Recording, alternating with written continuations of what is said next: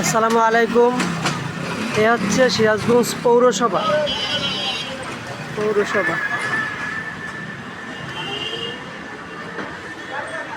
এই হচ্ছে পৌরসভার বিল্ডিং।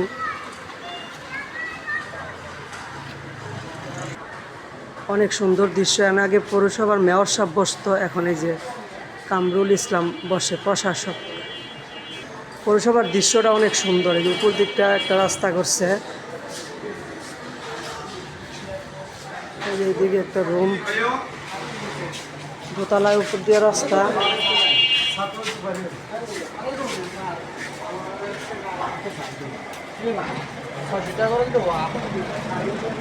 হচ্ছে দোতলা উপর দিয়ে রাস্তা করছে। এই যে হলো পৌরসভা, এটা হলো পৌরসভা মসজিদ।